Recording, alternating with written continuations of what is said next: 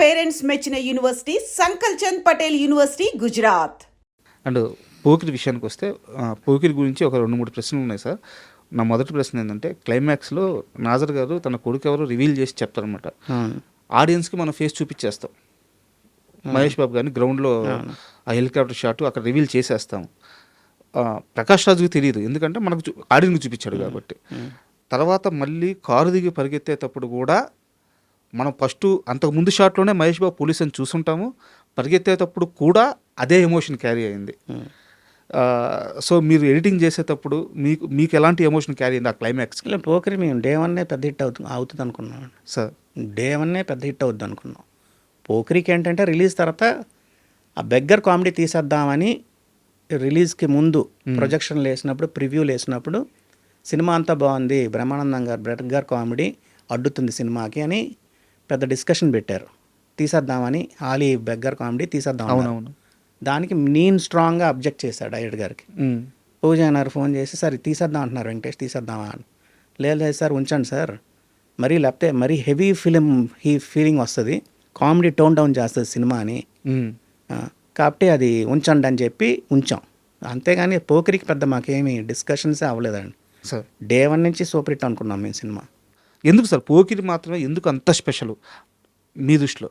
అంటే 75 సంవత్సరాల సినిమా రికార్డును అప్పుడు బద్దలు కొట్టిన సినిమా. యాక్చువల్గా చెప్పాలంటే పోకిరి, ఇడియట్ కొంచెం ప్యారల్గా దగ్గర ఉన్న సినిమాలండి. దాంట్లో పోకిరిలో, దీంట్లో ఇడియట్లో కూడా హీరో వచ్చి ఇది ఇతను ఇన్ఫార్మర్, దీంట్లో పోలీస్ ఆఫీసర్.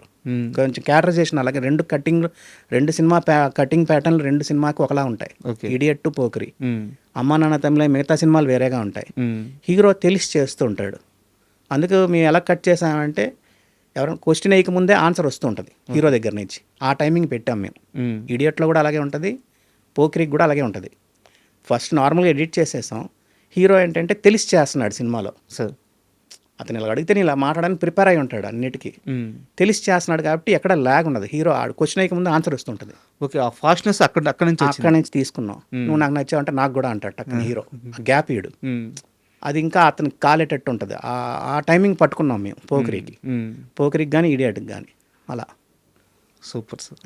అయితే ఆంధ్ర వాళ్ళ విషయానికి వచ్చేలేకే సినిమా అయిపోయింది, పూరి జగన్నాథ్ గారు రష్ చూసుకున్నారు, మీతో మాట్లాడారు, కానీ ఆ సినిమాని ఎట్టి పరిస్థితుల్లో బతికించుకోవాలని చాలా తాపత్రయపడ్డారంట ఆయన.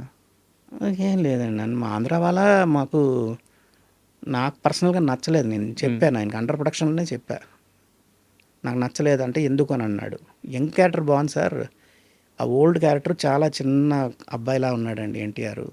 ఆ యంగ్ క్యారెక్టర్ని, ఏజ్డ్ క్యారెక్టర్ని చూడలేకపోతున్నామండి, డైజెస్ట్ చేసుకోలేకపోతున్నాం. ఆ గెటప్ కానీ అది కొంచెం మిస్ఫైర్ అవుద్దేమో అని అనుకున్నాం.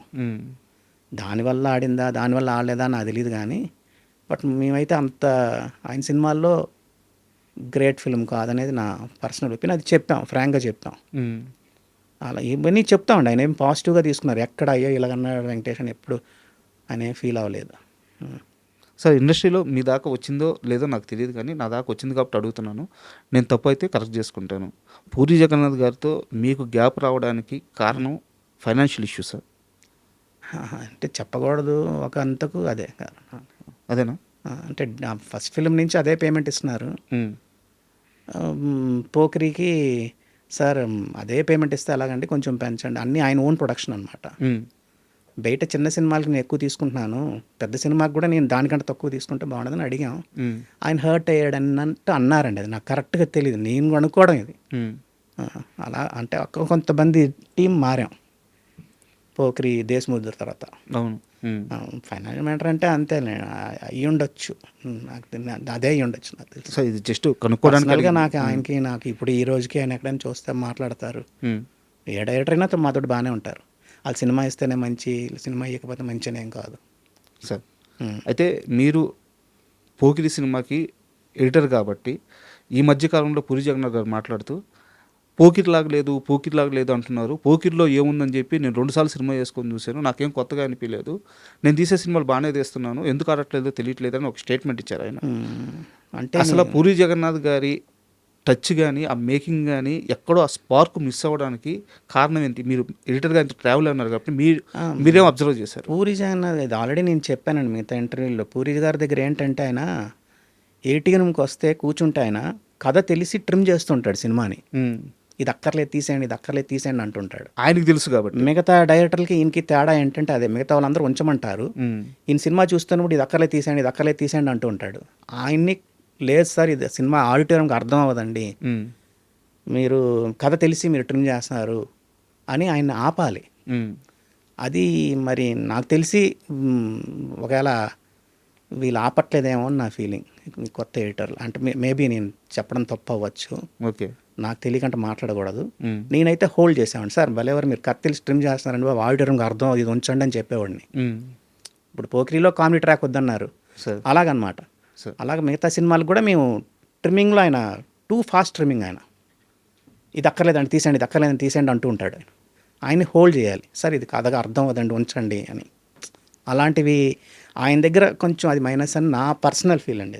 సో మేబీ నేను రైట్ అవ్వచ్చు, రాంగ్ అవ్వచ్చు, ఆయన్ని హోల్డ్ చేయాలి. సార్ దిల్ రాజు గారి అసోసియేషన్తో మీకు స్టార్ట్ అయింది ఆర్య నుంచే? ఆర్య నుంచి. ఆర్యలో హీరో క్యారెక్టరైజేషన్ చాలా అప్పటి వరకు కొత్తగా ఉంటుంది. మీరు ఆ సినిమా చూసిన తర్వాత ఎడిటింగ్ రషెస్ చూసి ఎడిటింగ్ స్టార్ట్ చేసే ముందు కానీ లేదా చేసే క్రమంలో కానీ ఈ డైరెక్టర్ ఎవరో మామూలుడు కాదు అనే ఒక ఫీల్ ఎప్పుడన్నా కలిగిందా మీకు? చెప్పాం మేము. నాకు ఆర్య ఫస్ట్ షెడ్యూల్ తర్వాత ఆపారు సినిమా వాళ్ళు. ఓకే, ఎక్కువ కన్ఫ్యూజన్గా వెళ్తుంది అటా ఇటా, ఏంటి అసలు బాగుందా బాగాలేదా అంటే నేను సినిమా చూసి నాకైతే నేను చాలా స్ట్రాంగ్గా చెప్పా, చాలా బాగా చేసినట్టు సార్, చాలా బాగుంది సార్ సినిమా అన్న, పెద్ద హిట్ అవుద్దని నేను అన్న.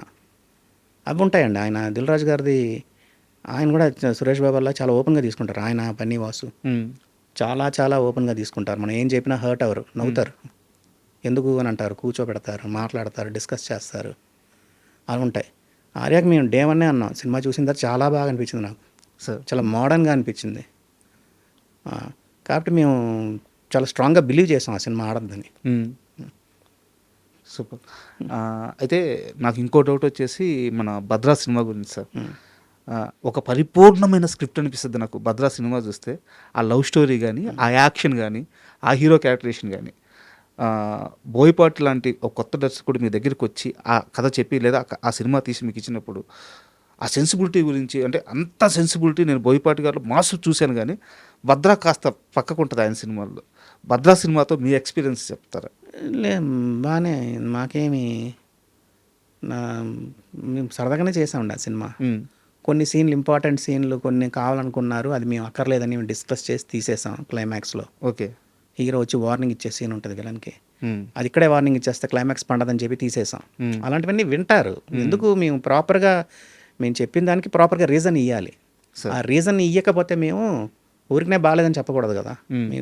దీనివల్ల ఇదండి అని చెప్పి రీజన్ ఇచ్చామనుకోండి వింటారు, అంతే అండి. అది ఆ సినిమా అన్ని సినిమాలకి డిస్కషన్ అనేది ఉంటుంది ఎడిటింగ్ రూమ్లో, ఎందుకు ఏంటి అనేది ఉంటుంది. ఆ డిస్కషన్ ప్రాపర్ మేము ఏదో సినిమా జనరల్గా బాగాలేదని చెప్పాం, సార్ దీనివల్ల ఇది బాగాలేదండి రీజన్ చెప్తాం. ఆ రీజన్కి వాళ్ళ దగ్గర ఆన్సర్ ఉంటే ఓకే, ఆన్సర్ లేకపోతే మా మాట వింటారు. And for more videos, please subscribe to iDream. Please subscribe to iDream. Please subscribe iDream. And please subscribe to iDream. For more videos, subscribe to iDream. please like, share and subscribe to the channel. Congratulations, iDream. Subscribe to iDream. Subscribe to iDream. So subscribe to iDream Media. iDream ki iDream team andarki huge congratulations. Please subscribe iDream Media. Please subscribe to iDream. Subscribe iDream. Please subscribe to iDream. iDream అంటే నా కళల ఛానల్ను subscribe చేసుకున్న నోరు తిరుగుతలేదు, మీరైతే గంట గుర్తు కొట్టండి. For more such videos, please subscribe to iDream. Subscribe to iDream. Please subscribe to iDream. Please subscribe iDream Media. Please do subscribe to iDream. Please subscribe to iDream Media. For best entertainment and information, please subscribe iDream. And don't forget to subscribe to iDream.